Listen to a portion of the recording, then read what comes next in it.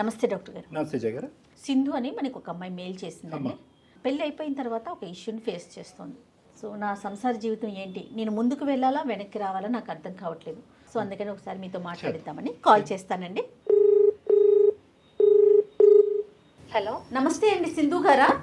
అవునండి. ఎవరండి? నేను జయానండి, అందమైన జీవితం ప్రోగ్రామ్ నుంచి కాల్ చేస్తున్నాను. నాతో పాటు డాక్టర్ కళ్యాణ్ చక్రవర్తి గారు ఉన్నారు. మేడం నమస్తే. మేడం నమస్తే సార్. నమస్తే అమ్మ సింధు. మెయిల్ పెట్టారు కదా, ఒకసారి డాక్టర్ గారితో మాట్లాడతారా? మాట్లాడతాను మేడం. చెప్పినా ఏంటి సమస్య సింధు? నీ వయసు ఎంతమ్మా, పెళ్ళి ఎంత కాలం అయింది? నాకు 27 years సార్ ప్రజెంట్. ఓకే. నాకు మ్యారేజ్ అయ్యి 2 years అయింది. 2 years అయింది. 2 years అయింది సార్. మాది లవ్ మ్యారేజ్. అయితే మా హస్బెండ్ నన్ను చాలా బాగా చూసుకునేవాడు. ఫస్ట్ లో చాలా అంటే చాలా బాగా ఉండేవాళ్ళం. అసలు నాకు ఇట్లాంటి లైఫ్ వస్తుందని చెప్పి నేనైతే అసలు ఎక్స్పెక్ట్ చేయలేదు. బట్ తను సడన్ గా ఒక 4 months నుంచి నాతో అంటే అసలు ఎవరో తెలియని పర్సన్ తో ఉంటున్నాను అన్న ఇది ఫీల్ తో ఉంటున్నాడు సార్. నన్ను ఇగ్నోర్ చేస్తున్నాడు, బాగా దూరం పెట్టేస్తున్నాడు. మాట్లాడడానికి కూడా కష్టం అయిపోతుంది తనకి. ఇగ్నోర్ చేస్తున్నాడు, మాట్లాడట్లేదు, ఒక పరాయి వ్యక్తిలా చూస్తున్నాడు నిన్ను. చూస్తున్నాడు సార్. అడిగినా గానీ నీ పని ఇది, నా పని నాది అంటున్నాడు. తన కోసం నేను 2 times సూసైడ్ అటెంప్ట్ కూడా చేసుకున్నాను సార్ నేను. ఎందుకమ్మా సూసైడ్ అటెంప్ట్ ఎందుకు? అంటే తను ఇట్లా చేస్తుంటే నాకు అసలు ఉండబుద్ధి కావట్లేదు సార్. తను నాకు చాలా ఇచ్చేస్తున్నాడు. ఎందుకు ఇట్లా చేస్తున్నాడు? కారణం ఏం చెప్పలేదమ్మా? అడిగేవా కారణం ఏంటండి అని? బహుశా అడుగుంటారుగా మీరు సింధు. నాకు తల్లిదండ్రి లేరు సార్, అండ్ తనకి కూడా పేరెంట్స్ లేరు. తను వాళ్ళ మావయ్య వాళ్ళ దగ్గర ఉంటాడు సార్. సంపాదన అది ఓకేనా? ఏం లేదు మేడం, అసలు ఏం లేదు. బట్ నాకు చెప్పడం అయితే నాకు జాబ్ ఉంది అని చెప్పి మ్యారేజ్ చేసుకున్నాడు. నేను కూడా చాలా హ్యాపీగా ఫీల్ అయ్యాను. కాదమ్మా సింధు, లవ్ మ్యారేజ్ అని చెప్తున్నారు కదా, అతను ఏం చేశాడు ఏంటి మరి? నిజం చెప్తున్నాడా అబద్ధం చెప్తున్నాడా తెలుసుకోలేకపోయారా మీరు? మేడం నేను అవన్నీ చెప్పడం, తను మాట్లాడే విధానాన్ని బట్టి ఇంకా ఇరు కుటుంబాలు లేకపోయేసరికి, నాకు తల్లిదండ్రి లేకపోయేసరికి నేను పెళ్లి చేసుకుంటాను అంటే వేరే విధంగా ఏం మాట్లాడకుండా సడన్ గా వచ్చి పెళ్లి చేసుకుంటాను అంటే నేను హ్యాపీగా ఫీల్ అయ్యాను మేడం. అదే ఇంకా హ్యాపీనెస్ లో అతను ఏంటి, అతను పూర్వపరాలు బ్యాక్గ్రౌండ్ ఏమీ చేయలేదు. వాస్తవానికి ఏంటంటే ఒక ఉద్యోగం లేనటువంటి అబ్బాయిని ప్రేమించి పెళ్లి చేసుకున్నావు నువ్వు. నువ్వు నీ వంతు ప్రయత్నంగా నువ్వు ఏదో ఒక చిన్న ఉద్యోగం చేసుకుంటూ సంపాదిస్తున్నావు. అంటే నేను ప్రైవేట్ జాబ్ చేస్తున్నానని చెప్పి నేను తనకి అబద్ధం చెప్పాను. నేను గంటకి ఒక 20,000 అట్లా తీసుకొని నేను పర్సన్స్ దగ్గరికి వెళ్తాను మేడం. అది మా తల్లిదండ్రులు లేని దాని మూలాన నాకు ఎవరు చూసేవాళ్ళు లేక నా పరిస్థితులను బట్టి నేను చేసుకోవాల్సి వచ్చింది. ఎప్పటి నుంచి ఇలాంటి పనులు చేస్తున్నావు? నేను ఒక 6 years నుంచి చేస్తున్నాను మేడం. అతను ఉద్యోగం చేయట్లేదు అన్నది నీకు తెలీదు, నువ్వు ఇటువంటి వ్యాపారంలో ఉన్నావని అతనికి తెలియదు కదమ్మా? తెలియదు సార్. కానీ ఆ వాస్తవానికి నిరుద్యోగం దాచిపెట్టే దానికంటే ఇలాంటి ఉద్యోగం దాచిపెట్టడం అన్నది, ఇలాంటి వ్యాపారం దాచిపెట్టడం అన్నది పెద్ద ఇష్యూ కదమ్మా. సార్ ఫస్ట్ మేము మ్యారేజ్ చేసుకున్నప్పుడు నేను పెళ్ళైతే నాకు ఇట్లాంటి ఇబ్బందులు ఏమి ఉండవు, నేను అసలు ఇట్లాంటివి చేయాల్సిన అవసరం ఉండదు, తను మంచిగా చూసుకుంటాడు కదా, తనకి జాబ్ ఉంది కదా, నాకు ఇంకా ఇట్లాంటి కర్మ ఉండదు అనుకొని నేను మ్యారేజ్ చేసుకున్నాను సార్. కానీ నాకు మ్యారేజ్ చేసుకున్న తర్వాత తెలిసింది ఏంటంటే తనకి అసలు ఏం లేదు సార్. తను వాళ్ళ ఇంటికి వెళ్తే తినడానికి ఫుడ్ కూడా లేదు సార్. మాకు మ్యారేజ్ అయిన తర్వాత తెలిసింది తనకి జాబ్ గానీ ఏమీ లేదు. మా ఫ్యామిలీ పరిస్థితి అంతంత మాత్రం, తను ఏం చెయ్యడు, జాబ్ కి సర్చింగ్ లో ఉన్నాడు అంతే సార్. అతని పేరేంటమ్మా? సింధు. శేఖర్. శేఖర్ గారికి పెళ్లి అయిన తర్వాత జాబ్ వచ్చిందా? జాబ్ వస్తే ఎంతకాలం తర్వాత రీసెంట్ గా వచ్చింది సార్. 4 months అవుతుంది, 4.5 months అవుతుంది. తనకి జాబ్ వచ్చింది అని తెలిసినప్పుడు నేను వెంటనే ఈ విషయం తనతో షేర్ చేసుకున్నా. నేను ఇంక తప్పు చేయకూడదు, ఇప్పుడు దాకా చేసింది. కాదమ్మా సింధు, ఇంకొక చిన్న విషయం. ఇప్పుడు నువ్వు పెళ్ళైన తర్వాత కూడా కంటిన్యూ చేసావా ఆ పని? చేశాను మేడం. నా పరిస్థితులను బట్టి చేయాలి. పరిస్థితులు పాడుగాను ఏమ్మా ఏదన్నా చేసుకోవచ్చు కదమ్మా, ఒక ఆడపిల్ల, ఒక తెలివైన ఆడపిల్ల, వినటానికి చదువుకున్న సార్ అమ్మాయిలా నాకు ఉన్నావు, తెలివైన చదువు అమ్మాయి. కూడా లేదు సార్, ఏమన్నా చేయడానికి నాకు వేరే ఏం తెలియదు సార్. అమ్మ నీకు నువ్వేంటంటే అక్కడ గంటకి 20,000 అనే ఫిగర్ చూస్తున్నావే తప్ప నీతిగా బతకాలి, అట్లీస్ట్ పెళ్ళి అయిన తర్వాత అంతా నీతి న్యాయంగా బతకాలి, ఒక ఒక ఒక భర్తకి తగినట్టుగా బతకాలి. ఓకే, మీ ఆయన ఉద్యోగం చేయట్లేదు, అట్లీస్ట్ నిన్ను మంచిగా చూసుకునేవాడా? నన్ను చాలా బాగా చూసుకునేవాడు సార్, దాంట్లో మాత్రం నాకు ఎట్లాంటి ప్రాబ్లం గానీ అట్లా సో అంత మంచిగా చూసుకున్నాడు కాబట్టి ఏ రోజైనా కూడా ఈ గుట్టిప్పితే కనుక అది కూడా యాక్సెప్ట్ చేసేస్తాడని అనుకున్నావు. వాస్తవానికి ఈ 4 నెలలు బట్టి అతను యాక్సెప్ట్ చేయలేదు. మంచోడు ఒకవేళ నా తల్లిదండ్రి ఉన్నా గానీ నన్ను ఇంతలా అర్థం చేసుకోరేమో, తను అంత బాగా చూసుకున్నాడు, అంత బాగా అర్థం చేసుకుంటున్నాడు, ఇంకింతకన్నా ఏం కావాలి లైఫ్ కి, తనకి చెప్పేద్దామని చెప్పి నేను ఇంకా తన దగ్గర ఓపెన్ అయ్యి చెప్పేశాను సార్. అంటే చెప్పేద్దామనే ఉద్దేశంతో చెప్పావా, లేదంటే పని ఆపేద్దామనే ఉద్దేశంతో చెప్పావా? తనకి చెప్పిన రోజు నుంచి నేను అసలు ఏం చేయట్లేదు సార్. తనకి ఎప్పుడైతే జాబ్ వచ్చిందో అప్పటి నుంచి నేను ఇట్లాంటివన్నీ ఆపేసి తన ముందు అంటే నా గురించి బయట వాళ్ళు చెప్పేదానికన్నా నేను తన ముందు నా చెప్పడం మంచిది, తను నన్ను అర్థం చేసుకుంటాడని ఒకే ఒక్క నమ్మకంతో నేను చెప్పాను సార్. నిజంగా అమ్మ, నువ్వు ఇలాంటి పని చేస్తూ కుటుంబాన్ని పోషిస్తున్నావు అనే అంశం అతనికి తెలిస్తే 2 సంవత్సరాల్లో కాదు 2 నిమిషాల్లో ఉద్యోగం సంపాదించి ఉండేవాడే మాత్రం. ఎందుకంటే ఇంత పరువు తక్కువ పని ఏ మగాడు యాక్సెప్ట్ చేయనటువంటి మగాడైనా అటువైపు ఆడదైనా ఎవరైనా కూడా యాక్సెప్ట్ చేయనటువంటి ఒక భయంకరమైనటువంటి అంశం చేస్తూ ఇలా కుటుంబాన్ని పోషించడం వెనకాతల బహుశా నీకు అదే ఆనవాయితీ, అదే పద్ధతి, అదే అలవాటు అయిందేమో అని అనుకుంటారేమో కానీ ఇల్లు గడవట్లేదు, భర్త ఉద్యోగం చేయట్లేదు కాబట్టి నేను కష్టపడుతున్నాను, చెమటోడ్చి చేస్తున్నానని ఎవరు అనుకుంటారమ్మా? నీ దానికి ఎక్కడ నీకు మార్కులు పడతాయి నువ్వు చేసే పనికి? ఎప్పటికైనా పడతాయో, ఎవరన్నా హర్షిస్తారా? మార్కులు పడతాయి కాదని కాదు సార్, నాకు తెలిసింది ఇది ఒక్కటే. ఎందుకంటే సార్ నేను ఇది 6 years తనకి తెలిసిన పని అదొక్కటే. అమ్మ నీకు తెలిసిన పని, అమ్మ నీకు తెలిసినటువంటి పని నేను చెప్పేటటువంటి పాయింట్ కూడా ఇప్పటికైనా ఒక 2 నిమిషాలు ఆలోచించండి. 4 నెలలు బట్టి నా భర్త మాట్లాడలేదు, ఎవరో అన్నట్టుగా నన్ను చూస్తున్నాడు, పట్టించుకోవట్లేదు అంటే కనుక నీకు ఇచ్చేటటువంటి పనిష్మెంట్ బహుశా నీ భర్త చాలా చిన్నదే ఇచ్చారని అనిపిస్తుంది. దీనికంటే 100 రెట్లు భయంకరమైనటువంటి పనిష్మెంట్ ఇస్తారు. ఒక్క నిమిషం కూడా నీ కళ్ళెదురుకుంటా నిలబడరు, లేదంటే అతను నీ కళ్ళెదురు అతను నిన్ను ఉంచుకోడు. కానీ ఇక్కడ ఆ మనిషికి ఎంతో ఓపిక ఓర్పు ఉంది, అదృష్టం బాగా లేక ఉద్యోగం రాలేదని అనిపిస్తుంది. కానీ నువ్వు ఇక్కడ చూసేది ఏంటంటే గంటకి 20,000 ఉద్యోగం చూస్తున్నావు. నేనేమంటున్నానంటే నెలకి 20,000 ఉద్యోగం దొరుకుండేది కదా నీకని అడుగుతున్నా. నువ్వు గట్టిగా వెతుకుంటే కనుక 6 సంవత్సరాల పాటో లేదంటే 7 సంవత్సరాల పాటో నువ్వు గంటకి 20 అంటే కనుక నెలకి నువ్వు ఎంత సంపాదిస్తున్నావు అనేది నేను అడగను, అడిగితే కూడా బాగుండదు. నేను సంస్కారవంతుని, నేను ఆ మాట అడగను. ఎక్కడికి వెళ్ళినా నాకు జాబ్ అనేది ఎవరు బయటకు తెలిసిన వాళ్ళు అది పూర్తిగా నీ ప్రయత్న లోపమేనమ్మా. అమ్మ మీ ఆయన అదృష్టం లేక ఉద్యోగం రాలేదు, అతను అలా కష్టపడ్డాడు. నీకేంటంటే నీకు థ్రెషోల్డ్ ఎక్కువయ్యి, అంటే నీకు కావాల్సినటువంటి డబ్బు ఏ లెవెల్ సంపాదన అయితే నీకు బాగుంటుందనే ఆలోచనతో నువ్వు ఇతరత్ర చిన్న డబ్బులు వచ్చి నీతిగా బతికేటటువంటి అంశాలు వచ్చి, అంటే ఇలాంటి పనులు చేసే వాళ్ళంతా నీతిమాలిన వాళ్ళని నేను అన్ను. అది కూడా వాళ్ళ అవసరం రీత్యా అది ఒక విధమైనటువంటి ఒక కష్టం, ఒక విధమైనటువంటి వ్యాపారం. కానీ ఏదైతే పెళ్లి తర్వాత ఈ కారణం చెప్తూ నువ్వు కంటిన్యూ చేస్తున్నావు చూడు, దాన్ని నీతిమాలినమైనటువంటి పని నేను అంటున్నా. ఎందుకంటే ఆ పని చేసుకునేటటువంటి వాళ్ళు అందరూ కూడా ఏదో సుఖానికో సంతోషానికో చేయరు, వాళ్ళ పట్టుకూడు గురించి చేస్తారు. అది కూడా ఒక వ్యాపారం. దాన్ని కూడా కొన్ని లీగల్ గా కొన్ని ఇల్లీగల్ గా పట్టుకూటి కోసమే చేసుకున్నాను సార్. నా తల్లిదండ్రి ఉంటే నాకు చదివిచ్చేవాళ్ళు, నేను ఉద్యోగం చూసుకునేదాన్ని. నాకు చదువు లేని వాళ్ళు ఎవరు బతకట్లేదమ్మా సమాజంలో. నేను దాన్ని నమ్ముకునే బ్రతికాను. అసలు ఆ మాట చెప్పొద్దు సింధు, వినాలి. 2 things ఇక్కడ. ఒకటి, పెళ్లికి ముందు నువ్వు చెప్పినటువంటి కథని నేను హర్షిస్తాను. ఓకే, చదువు లేదండి, తల్లిదండ్రులు లేదండి, పట్టుకూడు గురించి అండి, బతకాలండి, తప్పదు కదండి, అక్కడ వరకు నాకు అది తెలుసు. పెళ్ళి అయిన తర్వాత నీ ఆలోచన, నీ ఉద్యోగం, నీ వ్యాపారం, నీ అభిప్రాయం ఎంత అయితే ఇంపార్టెంటో అది సమతూగేటటువంటి విధంగా నీ భర్త యొక్క ఆలోచన కూడా అక్కడ ఇంపార్టెంట్. అదే ఒక పెద్ద సముద్రం లాంటి మనసు ఉండేటటువంటి భర్త వచ్చి ఓకే నేను ఎలాగ చేయట్లేదు, నువ్వు కూడా ఆ వ్యాపారం చేసుకో అని అంటే కనుక అది వేరే విషయం. ఏ మొగుడు అంటాడు, ఏ మగాడు అంటాడు. నేను ఇందాక అన్న మాట మళ్ళీ ఒకసారి రిపీట్ చేస్తున్నాను. నువ్వు నిజంగా ఇలా పక్కతో పట్టి ఈ విధమైనటువంటి వ్యాపారం చేసేటటువంటి క్రమం అయితే కనుక ఒక 2 minutes చాలు అతను ఉద్యోగం సంపాదించడానికి వెళ్ళి రిక్షా లాగేస్తాడు, లేదంటే ఆటో నడిపేస్తాడు. కానీ నువ్వు అలా అనుకోలేదు. అడుక్కొని తీసుకొచ్చైనా భార్యని బతికించుకోవాలనుకుంటారు. మనసుంటే మార్గం ఉంటుంది. చదువు లేని వాళ్ళందరూ ఇదే వృత్తిని తీసుకుంటున్నారా చెప్పు? సమాజంలో చదువు లేని వాళ్ళు లేరా? అదే నీకు ఒక వృత్తి కింద అయిపోయింది అంతే. ఇంకా అంతకు మించి నువ్వు బయటికి రాలా, ఆలోచించలా. ఏంటి ఏంటంటే- డాక్టర్ గారు అంతేనా అంతే, వచ్చేటటువంటి కంఫర్ట్ జోన్ ఒకటే చూసుకున్నావు కానీ దీనికి ఆల్టర్నేటివ్ ఏంటి? అనేది ఇంకో ఆలోచించలా. నీట్గా బతకచ్చా, లేదంటే మనకు మనలాంటి స్థానంలో ఉండేటటువంటి చాలా మంది పెళ్ళైనటువంటి ఆడవాళ్ళు భర్తలు ఉద్యోగం చేయకపోతే కనుక అందరూ కూడా ఇలా పక్కదో పడుతున్నారా? సో ఇక్కడ ఏంటంటే బేసిక్గా జయ గారు నేను చెప్పేది ఏంటంటే ఇంకో డైరెక్షన్లో నీ కష్టం మేము కాదనట్లేదు. నీ తిండి గురించి మేము ఎలా మాట్లాడుతాం, నీ పొట్టకూటు గురించి నువ్వు కష్టపడ్డాను అని అంటున్నావు. కానీ at the end of the day ఏంటంటే ఆల్టర్నేటివ్ పాత్వేస్ అనేది ఇంకో ఏమైనా ఇతరత్ర దారులు ఉన్నాయని సంపాదించడానికి ఒకప్పుడు ఇప్పటి వరకు గడిచిపోయింది, అడిగేటటువంటి వాళ్ళు లేరు, ప్రశ్నించేటటువంటి వాళ్ళు లేరు, ఇది ఒక వ్యాపారం అన్నట్టుగా నువ్వు కంటిన్యూ అయిపోయావు. ఇది భర్తకు తెలిస్తే, ఇంత ప్రేమించినటువంటి భర్త 2 నిమిషాల్లో నన్ను రోడ్డు మీద వేస్తే పరిస్థితి ఏంటి? ఎక్కడి నుంచి అయితే నా జీవితం మొదలైందో అక్కడే ఎండ్ అయినట్టు అవుతుందిగా.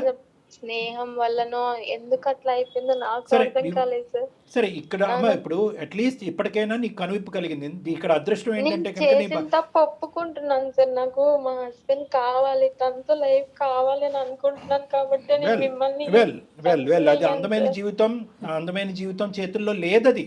సారీ, అందమైన జీవితం డాక్టర్ కళ్యాణ్ చక్రవర్తి జయ గారి చేతుల్లో అది లేదు. ఎందుకు అంటే కనుక పర్లేదయ్యా, ఏదో పొరపాటును చేసింది, పట్టుకోడు గురించి చేసింది, కుటుంబాన్ని నిలబెట్టడం గురించి చేసింది, లేదంటే నీకు సిగ్గుంటే కనుక, నీకు ఉద్యోగం ఉండుంటే కనుక ఈ పని చేసి ఉండేదని అడగలే. ఉద్యోగం ఉన్నా, తినడానికి తిండి ఉన్నా లేకపోయినా కూడా అతని ఆలోచన శైలిలో ఇది ఒక పనికిరాని చర్య, ఒక అసహ్యకరమైనటువంటి ఒక చర్య, ఒక బూతు చర్య. అతను పుట్టింది పెరిగింది అటువంటి వాతావరణంలో, నువ్వు పుట్టింది పెరిగింది అటువంటి వాతావరణం. చేయాలి అనుకుంటే నేను ఇప్పుడైనా దాచి తప్పు చేయొచ్చు సార్, కానీ నాకు అట్లా ఉద్దేశం లేనే లేదు సార్. నీ కర్మ అది. ఇప్పుడు ఇప్పుడైనా నేను అదే చేసి ఉండేవాడిని అంటే ఏమా ఇది ఒకటి. ఇప్పటికైనా నువ్వు ఆలోచించట్లేదు. ఇప్పుడు పెళ్ళి అయిన తర్వాత అయిష్టాలు అనేటటువంటిది భార్యాభర్తలు ఇద్దరి చేతుల్లో ఉంటుంది. ఆ బేసిక్ కాన్సెప్ట్ నువ్వు మర్చిపోతున్నావు. ఇంటి గురించే కదా, కుటుంబం గురించే కదా, సుఖాల గురించే కదా అని చెప్పి ఏదైనా కథను తొక్కుతారమ్మా. ఇప్పటికీ తనకి అదే ఆలోచనలో, అదే నేను చేస్తుండేదాన్ని అంటే ఇప్పటికైనా నువ్వు బయటపడాలని ఆలోచించమ్మా. నీకు ఏ స్థాయిలో ఇది ఒక పని కిందే, అంటే ఇది ఒక నీతిమాలిన పని కింద కాకుండా, ఒక చేయకూడనటువంటి పని కింద కాకుండా, ఇది ఒక పని అనే కేటగిరీలో పెట్టి దీని దగ్గర నుంచి డబ్బులు వస్తున్నాయి, ఈ డబ్బులతో మన కుటుంబం నడుస్తుందనే ఆలోచనలోనే ఉన్నాయి. కానీ ఒక థర్డ్ పర్సన్ లేదంటే ఒక సెకండ్ పార్టీ నీతో పాటు జీవితాన్ని పంచుకోవడానికి వచ్చి నిజాయితీగా నిక్కచ్చిగా చాలా ప్రేమాభిప్రాయాలతో ఉండేటటువంటి ఒక వ్యక్తి నీతో పాటు ఉన్నటువంటి వ్యక్తి ఏ విధంగా ఆలోచిస్తాడని ఆ పాయింట్ ఆఫ్ వ్యూలో చూడలేకపోతున్నాం. ఇప్పటికీ అందమైన జీవితంలో డాక్టర్ కళ్యాణ్ చక్రవర్తి ఏం చెప్తున్నాడనే యాంగిల్లో చూడలేకపోతున్నాను. నేనేం తప్పు చేశానండి, కరెక్టే కదండి, చెప్పకూడదు ఉంటే కనుక ఇప్పటికి కూడా ఎందుకు చెప్తాను? అయితే ఇప్పుడు నువ్వు బహుశా అదనుకుంటున్నావేమో, ఇదేంటి అనవసరంగా ఇప్పుడు చెప్పాను, ఆ పని ఈ పని కింద కంటిన్యూ అయిపోయింటే బాగుండేదేమో అనవసరంగా. నేను ఆ విధంగా అనట్లేదు సార్. నేను ఒకవేళ ఇప్పుడు తను నాకు లైఫ్ ఇచ్చాడు, తను నన్ను మంచిగా చూసుకుంటాడు అనే నమ్మకంతో నేను తన దగ్గర ఓపెన్ అయ్యాను. నేను ఇట్లా చెప్పడమే తప్పైందా అని నేను అడుగుతున్నాను. చెప్పడం తప్పు కాదమ్మా, నీ వైఖరి తప్పు కాదు డాక్టర్ గారు. ఇప్పటి వరకు ఏదైనా ఒక మంచి పని చేసావు అంటే కనుక అది ఇప్పుడు చెప్పడం 4 నెలల క్రితం.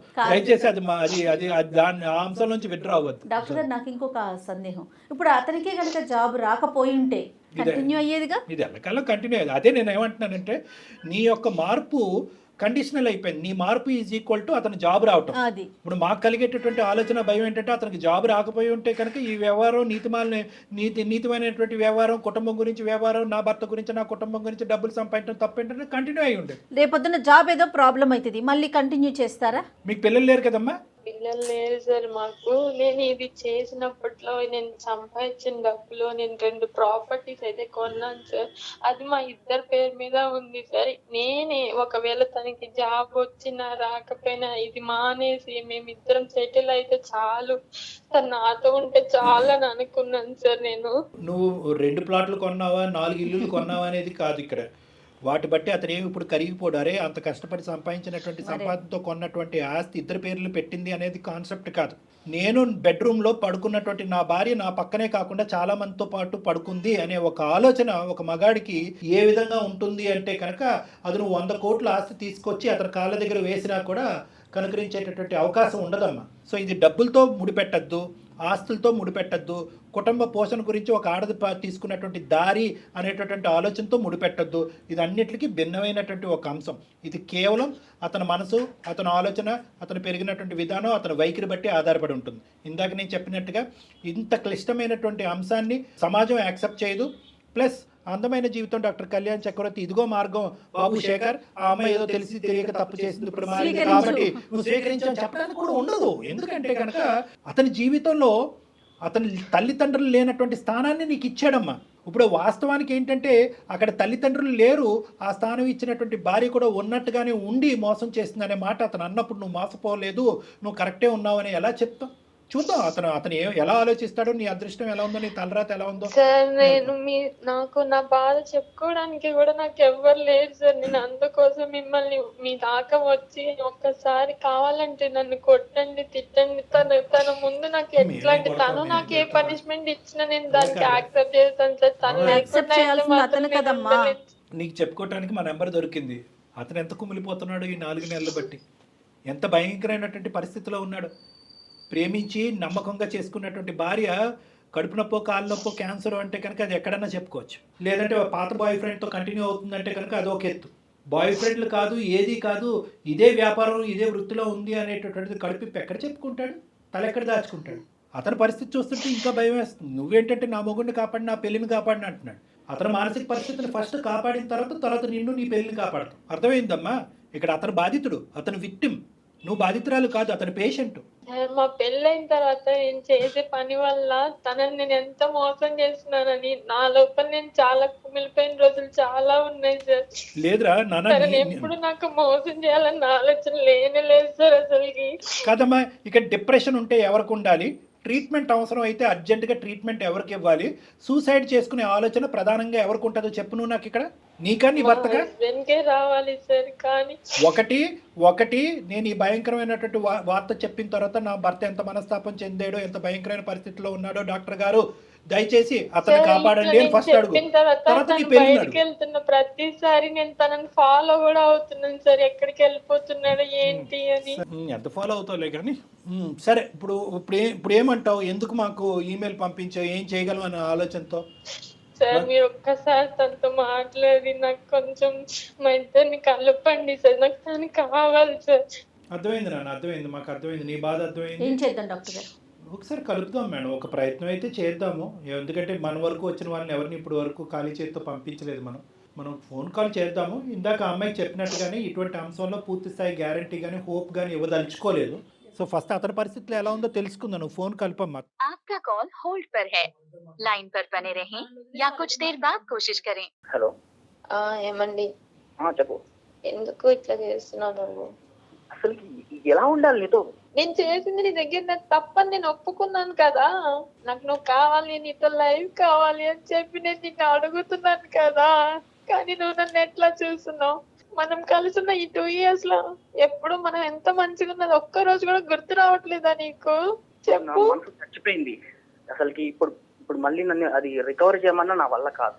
అసలు యాక్సెప్ట్ చేయలేకపోతున్నాను నీతో. అట్లా మాట్లాడుకురా ఎలా బతకాలా? ప్లీజ్ మా. అసలు ఎలా బతకాలా? నువ్వంటే నాకు ఎంత ఇష్టమో నీకు తెలీదా? చెప్పు. నువ్వుతో మాట్లాడకుండా నిన్ను చూడకుండా నేను ఉండలేను కదా. నువ్వు కావాలని చెప్పి నేను నీ దగ్గరికి వస్తుంటే నువ్వు ఎందుకు ఇట్లా చేస్తున్నావు నన్ను? అసలుకి రోడ్డు మీద ప్రతి ఒక్కరిని అందరిని చూస్తున్నా. నా భార్య తన దగ్గరికి వెళ్ళిందా లేదా? అసలుకి ఏంటి, నా భార్యను అలా చూస్తుంటే నాకే ఒళ్ళు గౌరవపడుతుంది. నేను సుమన్ టీవీ వాళ్ళని అప్రోచ్ అయ్యానంటే వాళ్ళకి మెయిల్ పెట్టాను. సార్ అండ్ మేడం లైన్ లో ఉన్నారు, ఒకసారి నువ్వు వాళ్ళతో మాట్లాడు. శేఖర్, చెప్పండి సార్. నా పేరు డాక్టర్ కళ్యాణ్ చక్రవర్తి నాన్న. సుమన్ టీవీ అందమైన జీవితం, బహుశా ఈ కార్యక్రమం గురించి నీకు తెలిసే ఉంటుంది. నమస్తే సార్. నమస్తే నాన్న. సారీ ఇటువంటి పరిస్థితుల్లో నీతో మాట్లాడవలసి వస్తుందని చెప్పి, ఎందుకంటే నీ బాధని ఎటువంటి మాటలలో వర్ణించాలో నాకైతే అర్థం కావట్లేదు. వాస్తవానికి ఈ అమ్మాయి మాకు ఈమెయిల్ చేయకపోయినా బాగుండేది. ఈమెయిల్ చేసి మా ద్వారా అంటే చాలా బలవంతంగా ఈ ఫోన్ కాల్ కలిపమ్మ అతనితో మాట్లాడదామని చెప్పి వచ్చినటువంటి బాధితులు మేము ఉట్టి చేతితో పంపించే సాంప్రదాయం అనవైతే మాకు లేదు కాబట్టి, సరే అమ్మ చాలా అయిష్టంగా విముఖంగానే నీకు ఫోన్ కలపమని చెప్పాం. ఎందుకంటే నీ బాధ మామూలు బాధ కాదు. ఆ బాధను సరిదిద్దుకుని ఆ బాధను మర్చిపోయి అవన్నీ వెనక్కి పెట్టేసి పాస్తూ ప్రేమించినటువంటి అమ్మాయి గురించి ఎన్ని త్యాగాలన్నా చేసేసి నువ్వు ముందుకు వచ్చే అని అడగటం నాకు అసలు ఇష్టం లేదు. అది నేను సమర్థించను, అది కరెక్ట్ కూడా కాదు. కానీ ఏదన్నా ఒక తెలియనటువంటి ఒక దేవుడిని మనసు లోపల ఉన్నాడా, ఆ దేవుడు కాసేపు ఏమైనా దయదలిచి ఈ దిక్కును కూడా చూస్తాడనేటటువంటి ఆలోచన ఆశతో నీతో ఒక మాట అడగటానికి వచ్చాను. నేను రిక్వెస్ట్ చేయటం అనేది నా బాధ్యత కాబట్టి రిక్వెస్ట్ చేస్తాను. ఒప్పుకోవలసినటువంటి బరువు బాధ్యతలు నీ మీద లేవు కాబట్టి ఒప్పుకుంటావు లేవా అనేది నీ ఇంగితానికి, నీ ఆలోచనకి, నీ యొక్క వ్యక్తిత్వానికి వదిలేస్తాం. సార్ ఆల్రెడీ నేను చనిపోయిన శవాన్ని సార్. శవంతో కాపురం చేయాలనుకుంటున్నా సార్ తను. నా వల్ల కాదు సార్, తను వద్దు సార్ నాకు. ఉందామని అడుగుతున్నాను. వద్దు, లేదు ఒప్పుకో. మాట్లాడకు. ఏం నువ్వు మాట్లాడకు. నువ్వు నాకు ఎలాంటి శిక్ష చేసినా నేను తీసుకోగలుగుతా. దయచేసి నన్ను వదిలేస్తాను. నువ్వు నాకు వద్దు అంటే మాత్రం నేను బ్రతకలేదురా. నేను మానసికంగా చాలా చచ్చిపోయాను. నాతో అసలు మాట్లాడకు. ఇప్పుడు నువ్వు నన్ను వదిలేస్తే నాకు అదే పరిస్థితి అయిపోతుంది. నేను ఇప్పుడు చెప్తున్నాను కదా, నాకు కూడి పెట్టే వృత్తి అని నేను ఇది అనుకున్నాను. లైక్ నేను దాన్ని కూడా వదిలేసుకున్నాను. ఒకవేళ నువ్వు నన్ను వదిలేసినా నేను మళ్ళీ దాంట్లోకి వెళ్తానేమో అని నువ్వు అనుకోవచ్చు. నాకు అలాంటి ఉద్దేశం లేనే లేదు. పెళ్ళికి ముందు మీరేమో ఉద్యోగం చేస్తున్నాను లేదంటే చేయట్లేదు అనేటటువంటి అంశాన్ని దాచిపెట్టారు. ఉద్యోగం చేస్తున్నట్టుగానే నటించారు. ఒక సెక్యూర్ జీవితం మన ఇద్దరికి ఉంది అనేటటువంటి విధంగానే ఆశ చూపెట్టారు. అదే ప్లాట్ఫామ్ మీద పెళ్లి చేసుకున్నారు. ఈ అమ్మాయి ఏమొచ్చి అతి భయంకరమైనటువంటి వృత్తి చేస్తూ, సరే పెళ్లి వరకు చేస్తున్నాను లేదంటే ప్రేమించేటటువంటి వరకు చేస్తున్నాను, ఇంకా ప్రేమించడం మొదలుపెట్టిన తర్వాత ఈ వృత్తిని మనం నమ్ముకోకూడదు, ఇది కరెక్ట్ కాదు అనేటటువంటిది ప్రేమించేటప్పుడు వదిలేయలేదు. పెళ్ళి అయిన తర్వాత, పెళ్ళైన 2 సంవత్సరాల వరకు వదిలేయకుండా ఇప్పుడేమొచ్చి మీకు ఉద్యోగం వచ్చిన తర్వాత ఇప్పుడు ఫైనాన్షియల్ సెక్యూరిటీ మాకు వచ్చింది కాబట్టి ఈ వృత్తి కరెక్ట్ కాదు అన్నట్టుగా మాట్లాడుతుంది ఆ అమ్మాయి. సో ఆ అమ్మాయిది తప్పు కాదు, తప్పున్నర. సార్ మీరు ఇంతమందిని చూసుంటారు కదా సార్, దీంట్లో బాధితులు ఎవరు, నేనా తన అనేది మీరే చెప్పండి సార్. 1000% నువ్వే. మీరే. శేఖర్ మీతో మాట్లాడక ముందే డాక్టర్ గారు ఆ మాట అన్నారు, బాధితుడు మీరే. రేపొద్దున అంత ప్రేమించినటువంటి అమ్మాయి అంత అన్యోన్యంగా మీరు 2 సంవత్సరాల పాటు హ్యాపీగా ఉండేవారు కదా శేఖర్, ఏమైంది నీకు సింధుకు మధ్యన జరిగిందంటే ఏం చెప్తారు మీరు? కాబట్టి మీ సైడే మాకు ఓదార్పు ఉంటుంది, ఆలోచన ఉంటుంది, భవిష్యత్తు గురించి ఒక కార్యాచరణని ఏం చేయాలి ఏం చేయకూడదు అనేటటువంటిది మీ సైడే. ఏం చేద్దాం అనుకుంటున్నారనేది చెప్పండి సార్. నేను ఎలాగైనా అమ్మాయికి లైఫ్ ఇద్దాం అనుకున్నాను సార్, కానీ ఇద్దరికి తెలియదు కదా సార్. తను నాకేం చెప్పలేదు అప్పటికి. ఇప్పుడు వచ్చేసి ఆ రక్తపు కూడం తినమంటే ఎలా సార్? నా వల్ల కాదు సార్, తనతో నేను బతకలేను సార్, నేను కలిసి ఉండలేను. కరెక్టే, అది that is point is very clearly made. అది మాకు అర్థమైంది, అది మీ ఇష్టానికి వదిలేస్తాం. కానీ నేను చెప్పేది ఏంటంటే ఒక చిన్న గోరంత దీపానికి సంబంధించినటువంటి ఒక ఆలోచన చెప్తున్నాను నేను. లేదు సార్, ఆమె నా దగ్గరకు వస్తుంటే ఏదో నా మైండ్ యాక్సెప్ట్ చేయట్లేదు సార్. ఇంకే విధంగా చెప్పినా కూడా అబ్బాయికి జెన్యున్ గా ఉండాలి, ఇంకా తిన్నతో బతకాలని నేను కావాలనుకుని ఇదంతా చెప్పేశాను. ఈ జెన్యున్ గా ఉండాలి అనే ఆలోచన ప్రేమించినప్పుడే రావాలి. అప్పుడు వరకు నీ వృత్తి ఏంటి, నీ ఆలోచన ఏంటి, అంతకుముందు నువ్వు ఏమేమి వ్యాపారాలు చేసావు అనేటటువంటిది. నాకు పెళ్ళైన నెక్స్ట్ డే నుంచి నేను ఎంత చేయకూడదని ఫిక్స్ అయ్యాను సార్. నాకు పెళ్ళైన రోజు నుంచి నా పెళ్ళైనప్పుడు నాకు తెలిసింది సార్, కనీసం అక్కడికి వెళ్తే తినడానికి కూడా లేదని. నువ్వు ఇప్పుడు మారేవు అనే దాన్ని మేము హర్షించేటటువంటి విధంగా అబ్బాయికి చెప్పాలి అని అనుకుంటుంటే నువ్వు పెట్టుకున్న విస్తరణలో నువ్వే ఉమ్మేసుకుంటున్నావు. ఇప్పుడు మొత్తం ఉండేటటువంటి గుట్టును ఇప్పుడు బయటకు చెప్పడం వల్ల ఒక పెద్ద ఘనకార్యంగా అనుకుంటున్నావు. కానీ 2.5 సంవత్సరాలు, దగ్గర 3 సంవత్సరాలు ప్రేమించుకున్నప్పుడు 1 year, పెళ్ళైన తర్వాత 2 years, 3 సంవత్సరాల పాటు ఒక భయంకరమైనటువంటి నిజాన్ని దాచిపెట్టి ఏ మగాడు యాక్సెప్ట్ చేయనటువంటి ఒక భయంకరమైనటువంటి అంశాన్ని 2 సెకండ్లలో మర్చిపోమంటున్నావు. నువ్వు చెప్పిన దానికి 100 మార్కులు వేస్తున్నావు, అతను పడేటటువంటి బాధకి 1 మార్క్ కూడా వేయట్లేదు. ఇప్పుడు తనకి ఏదైనా అనిపిస్తే అది నా మొహం మీద చెప్పాలి సార్. అట్లా తను చూసే విధానం నాకు ఎట్లా మాటలు లేవు, మాట్లాడుకోవటాలు లేవు. ఏ మగాడైనా నువ్వు అతని స్థానంలో నిలబడి ఆ వ్యభిచారం అదేటటువంటి కార్యక్రమంలో అతను ఉంటే కనుక తినడానికి డబ్బులుంటే చాలు కదా, ఏం పని చేస్తున్నాను అనేది అవసరం అనేటటువంటి లెక్క అతను చెప్తే కనుక నువ్వు యాక్సెప్ట్ చేస్తావా? నువ్వు చేసిన పని నువ్వు సమర్థించుకుంటున్నావు, దానిలోంచి బయటికి రా ఒక్కసారి. శేఖర్, నేను ఒకటే చెప్తున్నాను, ఆ అమ్మాయి వాదన ఇలాగే ఉంటది కానీ అసలు ఇక్కడ మాట్లాడటానికి కూడా ఏమీ లేదు. ఇది కంప్లీట్ గా నెగిటివ్ గా మాట్లాడితే 2 నిమిషాల్లో కాల్ కట్ చేసి ఇక్కడే క్లోజ్ చేసేయచ్చు. ఏది మీరు ముక్కు మొహం తెలియనటువంటి వాళ్ళు అయితే కనుక నీకు ఇప్పటికొచ్చి మాట్లాడినటువంటి 4 మాటల్లో కూడా సింధు నీ మనసులో ఒక స్థానాన్ని ఏర్పాటు చేసుకుంది అనేది ఒక నమ్మకం ఉంది. అలాగే సింధుకి మీకు ఎంత అమితమైనటువంటి ప్రేమ ఉంది, ఈ పని చేసినా కూడా తనకి నువ్వంటే ఎంత అమితమైన ప్రేమ ఉంది అన్నది కూడా తన మాటలో అర్థమైంది. కాబట్టి ఈ 2 మాటలు డాక్టర్ కళ్యాణ్ చక్రవర్తి మాట్లాడుతున్నాడు, లేదంటే మాట్లాడే హక్కు కూడా నాకు లేదు. ఇక్కడ నేనేమంటున్నానంటే ఏ ఉద్దేశంతో ఆ అమ్మాయి పని చేసింది అనేది ఒక్కసారి ఆలోచించుకో. ఇల్లు గడవటానికి చాలా కష్టమైనటువంటి పరిస్థితి. నువ్వు కష్టపడట్లేదు అంటే కనుక అన్ని విధాలుగా కష్టపడి ఉద్యోగం రానటువంటి పరిస్థితి. ఈ అమ్మాయికి ఏ డిగ్రీ, ఏ చదువు లేదు, ఏ క్వాలిఫికేషన్ లేదు, తను పుట్టేగి తను ఎప్పుడు ఏ ఉద్యోగం చేయలేదు. వ్యాపారంగా ఇది మొదలుపెట్టిన కాడి నుంచి ఏదో డబ్బులు వస్తున్నాయి కాబట్టి ఇదే నమ్ముకుని ఇంకో యాంగిల్లో చూడనటువంటి పరిస్థితి. ఆ అమ్మాయి ఏమనుకుంది అంటే కనుక అక్కడ వెళ్ళి ఆ వృత్తిని ఏదో ఆనందించట్లేదు, వృత్తి చేసినప్పుడల్లా కుంగిపోతూ బాధపడుతూనే చేసింది. ఎందుకు అది చేయకపోతే కనుక ఇల్లు గడిచేటటువంటి పరిస్థితి లేదు. మీరేమొచ్చి ఉద్యోగం చేస్తున్నాను అనేటటువంటి అబద్ధంతో పెళ్లి చేసేసుకున్నారు మీరు. పోనీ అప్పుడే నిజాయితీగా మీరు మాట్లాడుంటే కనుక ఆ అమ్మాయి కూడా నిజాయితీగా ఈ అంశం చెప్పుండేదేమో. కానీ మీరు దాచిపెట్టారు, తను దాచిపెట్టి. సరే, అది పెద్ద గీత ముందు చిన్న గీత. ఇందాక నేను అన్నట్టుగా ఏంటంటే బహుశా ఈ అమ్మాయి ఈ వృత్తి చేయకుండా ఉండుంటే కనుక మీరు ఇలా అబద్ధం ఆడి ఉద్యోగం చేయకుండా పెళ్లి చేసుకుని ఉంటే కనుక ఏమయ్యా, నువ్వే మగాడవయ్యా, ఏ ఉద్యోగం చేయకుండా ఒక ఆడపిల్లను మోసం చేసి ఎలా పెళ్లి చేసుకుంటావయ్యా? ఆల్రెడీ తల్లిదండ్రులు లేనటువంటి ఆడపిల్లని ఈ విధంగా మోసం చేస్తావా? భర్త అనేటటువంటి స్థానం కాకుండా తల్లిదండ్రులు లేనటువంటి స్థానాన్ని కూడా నీకు ఇచ్చింది, అదేవిధంగా తల్లిదండ్రులు లేనటువంటి స్థానాన్ని నువ్వు అమ్మాయికి ఇచ్చావు, అది వేరే విషయం అని అనుండేవాళ్ళు. కానీ ఈరోజు ఈ అమ్మాయి ఆ పని చేయటం వల్ల నువ్వు ఉద్యోగం చేయకుండా దొంగచాటును వచ్చి పెళ్లి చేసుకునేటటువంటి అంశం ఈరోజు కప్పడిపోయింది. కానీ నేను అయినా కానీ దీన్ని నీ సైడే మాట్లాడుతున్నాను, ఒక్క 1 ఇంచు అటువైపు కూడా ఆలోచించమంటున్నాను. ఉద్దేశం ఏంటి? ఉద్యోగం లేకపోతే ఇలాంటి వ్యాపారాన్ని ఎంచుకుంటారా సార్? చెప్పండి. అయినా కానీ నేను సమర్థించట్లేదు. కానీ తన ఉద్దేశం, తను పుట్టెరిగి తన ఆలోచనకు తెలిసినంత వరకు సంపాదనకు ఉండేటటువంటి ఏకైక దారి అదే అని చెప్పి పెళ్లికి ముందు ప్రేమించినప్పుడు పెళ్లి తర్వాత కూడా అదే నమ్ముకుని అదే అందులోనే కొట్టుకుపోయింది పిచ్చి మహాతల్లి.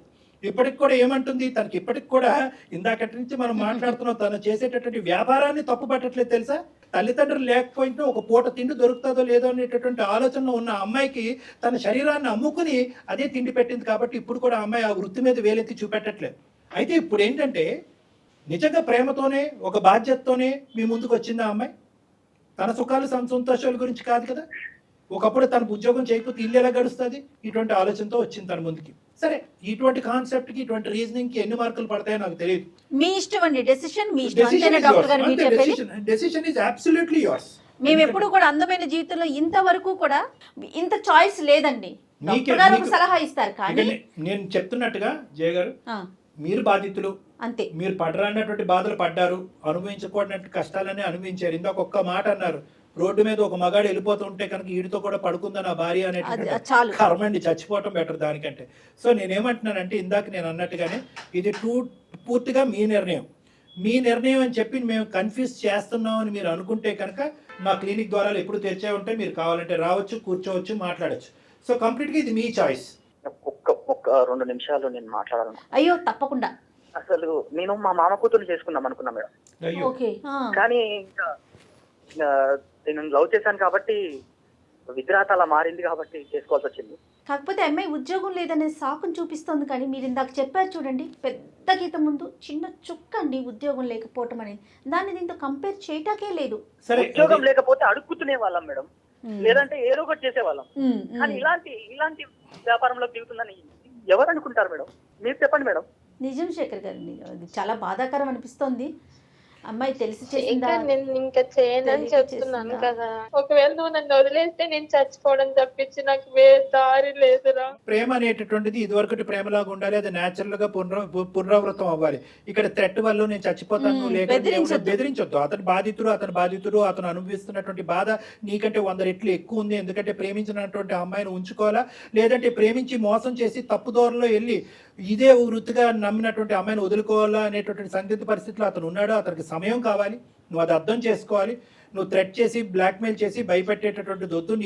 నువ్వు ప్రేమించినటువంటి నీ భర్త ఎలాంటి వ్యక్తి అనేది 2 ఇయర్స్ పాటు నీకు చూపెట్టాడుగా, ఒక మంచి వ్యక్తిగా. ఇప్పుడు నీకు అర్థమైంది నువ్వు ఎటువంటి వ్యక్తులు పోగొట్టుకున్నావు. నేను మళ్ళీ కోరుకునేది, నేను ఇంత తిన కోసం ఇంత దిగజారి ఇంత ఆర్గ్యూ చేసేది నేను దానికోసమే సార్. నాకు తల్లిదండ్రి లేని లోటు తీర్చాడు. తల్లిదండ్రి ఉంటే ఆ ప్రేమ ఎలా ఉంటుందో తను చూపించాడు సార్. అంత ప్రేమ చూపెట్టినటువంటి వ్యక్తి ఈ అంశం తెలిస్తే కనుక ఏమవుతాడు అనేది 0.1% నువ్వు ఆలోచించుంటే కనుక ఈ రోజు ఈ ఎపిసోడ్ ఈ మాట్లాడుకోవటం కూడా అక్కర్లేదు. వేరే వ్యక్తి పక్కన నేను పడుకుంటున్నాను, అదే రాత్రి మళ్ళీ నా భర్త పక్కన పడుకుంటున్నాను, ఇది వాస్తవం, ఈ నిజం తెలిస్తే కనుక నా భర్త ఉంటాడా లేదా అన్నది కాదు, బతుకుంటాడా లేదా అనేది ఆలోచించుంటే కనుక ఈ రోజు మనకి ఎపిసోడ్ అక్కర్లేదు. నీ ఆలోచన అనేది చాలా లేట్గా వచ్చింది. ఇప్పటికి కూడా నువ్వు ఏమంటున్నావు అంటే కనుక చెప్పకుండా ఉండుంటే ఏం చేస్తుండేవాడు? చెప్పకపోతే ఇంకొకరు చెప్పేవారు అప్పుడు. కానీ అది మోసం చేయటం కదా, అది మోసం. అసలు నువ్వు చెప్తావా, ఇంకొకరు చెప్తారా? తర్వాత పచ్చి మోసం కదమ్మా అది. భార్యాభర్తలు ఇవన్నీ కాసిందు బంతి అతని కోర్టులో ఉంది. అతను ఇట అట అనేటటువంటి నిర్ణయం తీసుకోలేదు. ఇక్కడ మాట్లాడినా నా క్లినిక్ వచ్చినా అతన్ని బలవంతం పెట్టేటటువంటి ఉద్దేశం నాకు లేదు. ఓకే. ఒకటి కాకపోతే 100 రోజులైనా అతను ఈ నిర్ణయం తీసుకోవడానికి అతను అవకాశం ఇవ్వాలి. అతను నిర్ణయం తీసుకునేటటువంటి క్రమంలో మీరిద్దరు ఒకే రూఫ్ కింద ఉంటారా, ఒకే ఇంట్లో ఉంటారా, విడివిడిగా ఉంటారా అనేది ఆలోచించుకోండి. అది కూడా మనం ఒకసారి క్లినిక్ కౌన్సిలింగ్కి వచ్చాక మనం మాట్లాడుకుందాం. అప్పటి వరకు అతని మీద బలప్రయోగం చెయ్యొద్దు, బలవంతం పెట్టద్దు. అటువంటి ఆలోచన కూడా నువ్వు విరమించుకో. ఎందుకంటే ఆల్రెడీ అతను చాలా సఫర్ అవుతున్నాడు. 1కి 100 సార్లు నేను బతుకును, నేను చచ్చిపోతాను నువ్వు అంటాం కాదు. అతను బ్రతుకుంటాడా, సూసైడ్ చేసుకుంటాడా ఈ డిప్రెషన్లో అనేది నాకు భయంగా. సో కాబట్టి అతను స్వేచ్ఛగా ఒక నిర్ణయం తీసుకునే దానికి ఒక అవకాశం ఇవ్వు ప్లీజ్. ఇది నీకు నా రిక్వెస్ట్. నువ్వు 2 ద్వారాలు తెరిచి ఉంచాలి. మంచి జరిగితే మంచి జరుగుతుంది, ఇంకోటి జరిగినా కూడా మంచిదే. కలిసి ఉన్నా మంచిదే, కలిసి లేకపోయినా కూడా మంచిదే. దిశ ఏంటి, ఫ్యూచర్ ఏంటి, నీ భవిష్యత్తు ఏంటి, తన భవిష్యత్తు ఏంటి, తన భవిష్యత్తు అనేటటువంటిది నువ్వు తీసుకున్న నిర్ణయం బట్టి తనకు కౌన్సిలింగ్ ఇస్తాను. ఓకే, ఇద్దరు కలిసి అయితే మాత్రం రాకండి. ఫస్ట్ నువ్వు రా, నీ ఆలోచన ఏంటి, నువ్వు ఏ దారిని తీసుకున్నావు, ఏ దారిని ఎంచుకున్నావు అనే దాన్ని బట్టి ఆ అమ్మాయికి తర్వాత నేను కౌన్సిలింగ్ చేస్తాను. ఎందుకంటే ఇక్కడ పెద్దలు ఇన్వాల్వ్ చేయడానికి లేదు, ఇరువైపులో తల్లిదండ్రులు లేరు. ఓకే శేఖర్, ఓకే అమ్మా సింధు, ధైర్యంగా ఉండు. ఇది అసంపూర్తిగా అనిపించినా కూడా చాలా మందికి దీనికి ఏంటంటే ఇక్కడ అస్సలు ఇలా చేయి బాబు అని సజెషన్ ఇవ్వడానికి కూడా మనకు లేదు, లేదండి లేదు. సజెషన్ ఇలా చెయ్యి అనేది కాదు. మనం ఇక్కడ చేయవలసింది ఏంటంటే ఆ అబ్బాయికి ఒక గైడెన్స్ ఇవ్వాలి, ఒక ఓదార్పుని ఇవ్వాలి, ఒక మోరల్ సపోర్ట్ ఇవ్వాలి. ఆ అబ్బాయి తీసుకోబోయే నిర్ణయాలు, మార్గాలు సరైనటువంటిదా కాదా భవిష్యత్తులో అనేటటువంటి దాన్ని ఒకటి చూడాలి. మానసిక వేదన నుంచి ఆ అబ్బాయిని బయటకు లాగాలి. అక్కడ తీసుకునేటటువంటి నిర్ణయం బట్టి ఈ అమ్మాయికి కూర్చోబెట్టి, అమ్మాయి ఇదమ్మా నువ్వు ఏదైతే జరిగిందో జరిగిపోయింది, ఇక ముందు నుంచి ఏదైతే నిజం, ఏదైతే భవిష్యత్తు నీకు కళ్ళెదురుగుతుంటో కనిపిస్తుందో దాన్ని ఆచరించుకుంటూ ముందుకెళ్ళటం తప్ప నీకు పరిష్కారం లేదని చెప్పాలి. రైట్ కళ్యాణ్ గారు. Thank you Jagan. నమస్తే. కాళ్లలో నొప్పి, నరాల వాపు వంటి లక్షణాలతో బాధపడుతున్నారా? వెరికోస్ వెయిన్స్ లో అత్యాధునిక చికిత్స ఏవిస్ వాస్కులర్ సెంటర్.